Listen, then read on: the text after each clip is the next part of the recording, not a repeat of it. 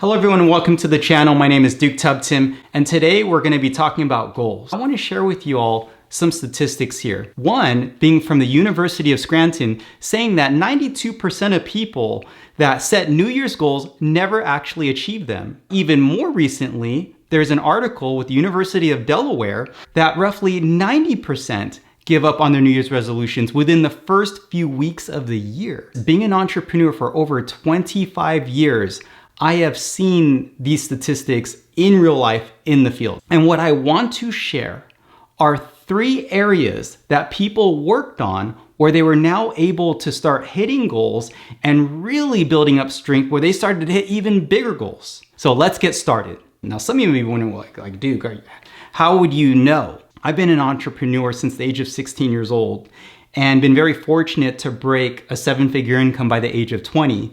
And then you fast forward to today, it's grown to well over 8 figures. But for the line of work that I did, especially being more involved in marketing out in the field, I worked with people all the time, whether it be working in small groups, coaching individuals, even large organizations. And I'll tell you, when I worked with these individuals, I have seen them grow to a 6-figure, 7-figure income, basically learning how to smash goals where they took it to other areas of their life.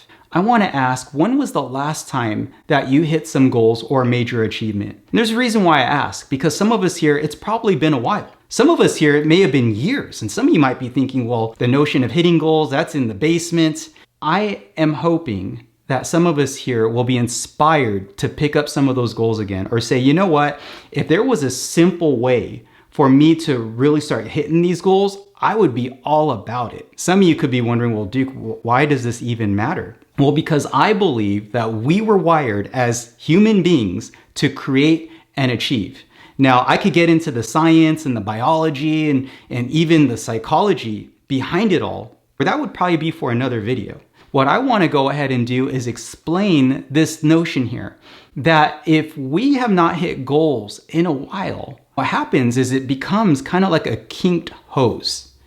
Because I do believe for the majority of people, there's this inner feeling on the inside to want to achieve more, hit some milestones.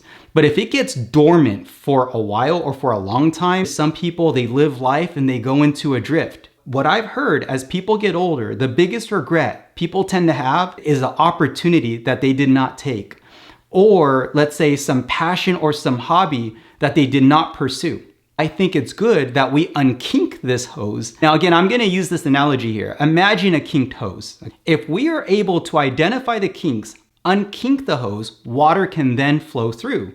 As water flows through, let's say the water goes into a cup.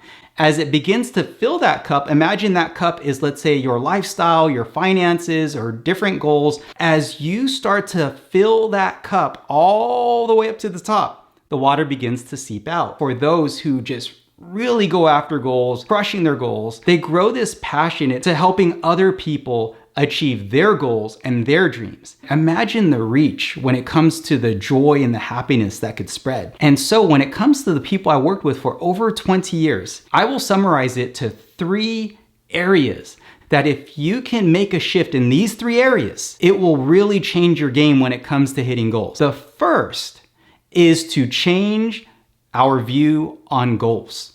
So what does that mean? Well, when most people think about goals, especially during the new year, I've noticed a lot of people may do vision boards or they write down a bunch of goals. And I have to say this, if you are already a goal-oriented person, awesome. I mean, if you're a goal-oriented person, you can have that vision board and you'll probably just be hashing out each goal one after the other. But 90% of people are not goal-oriented. And so what I've noticed when it comes to vision boards, after a while, instead of it being encouraging, it starts to become discouraging. People start looking at that vision board and they start feeling a little ashamed that some of these goals are not getting done.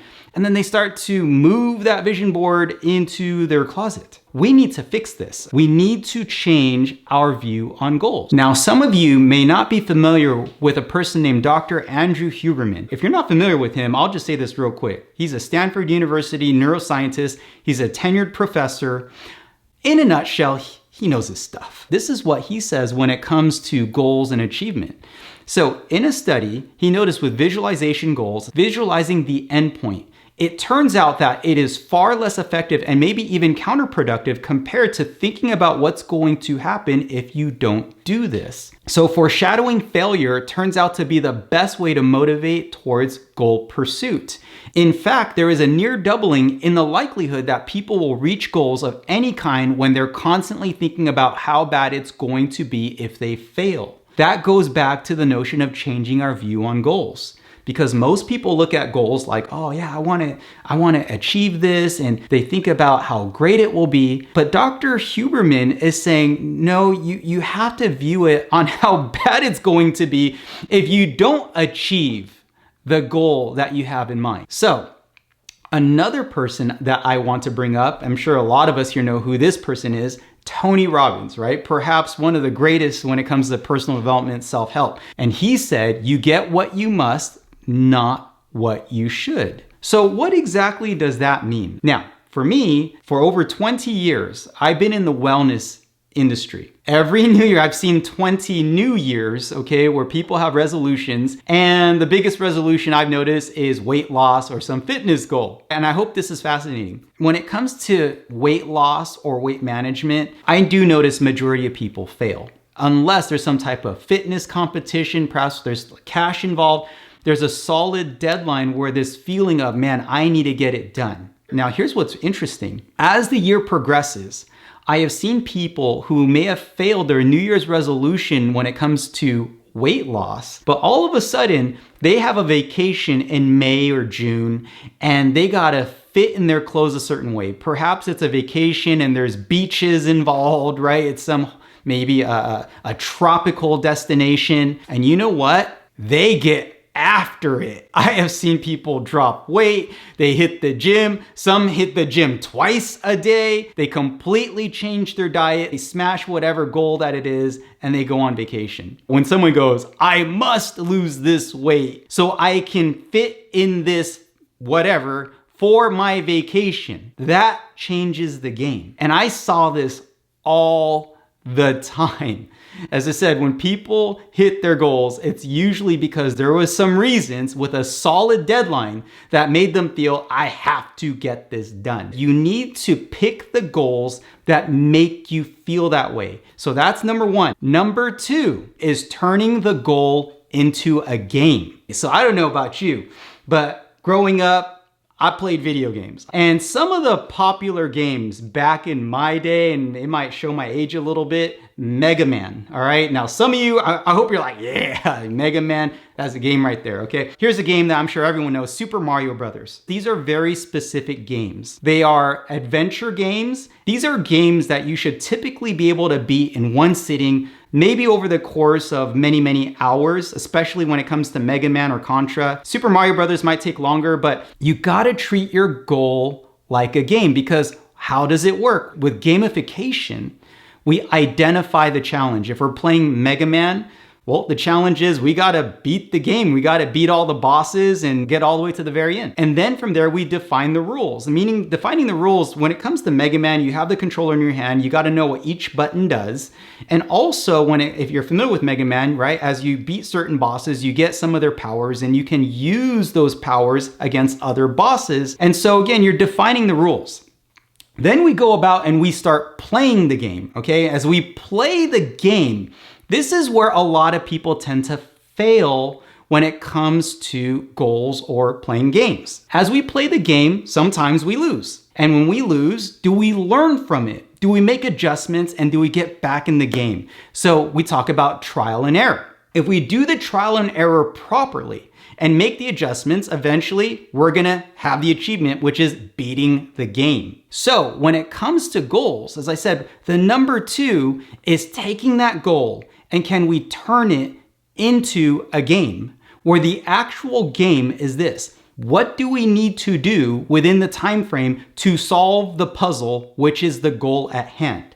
So that is two. And as I said, when it comes to achieving goals, the people I've worked with that have made millions of dollars, they have mastered this, okay? They have mastered these three areas. And before I get into the third area, if you like the content so far, please hit the like and subscribe button, hit the bell icon. Let's extend the reach of this information. I'm hoping that it could touch other people, help people achieve more. Well, with that said, let's get now to the third. And number 3 is the notion of constantly improving. I'm gonna talk about it in this way. Have you seen the movie Iron Man? I'm talking about the first Iron Man. Once Tony Stark realized that he needed to make a suit to go and fight crime and eventually save the planet, he had to engineer the suit.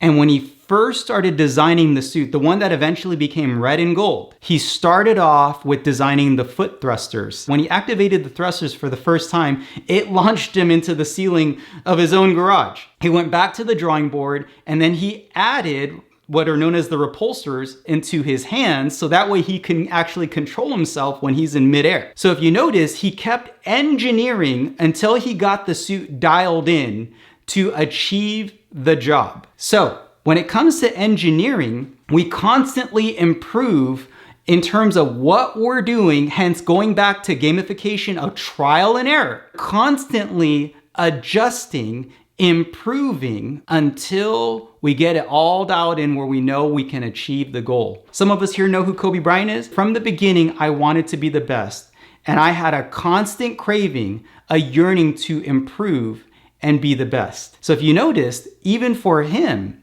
he was constantly improving. Again, the goal was to engineer whatever was necessary in order to win. And so when it comes to hitting goals, if you take the combination of the 3, you will start to hit goals and you will be able to hit all types of different goals. But this is the big takeaway to help you become more goal oriented. There's a saying, how you do anything is how you do everything. And I hope some of us here are inspired to say, let me go back to some of my goals that I put on a shelf. Are there any goals that you feel you can apply the 3 things that we just talked about today? If you could take some goals, maybe take something simple, right? Take a simple, if it's been a while or if you don't feel that you're goal oriented, why not take look at a list of goals that you have and go, I can definitely apply the 3 things that I learned, and go after the goal and just say, I'm gonna crush this goal. You will start to learn how all of these 3 attributes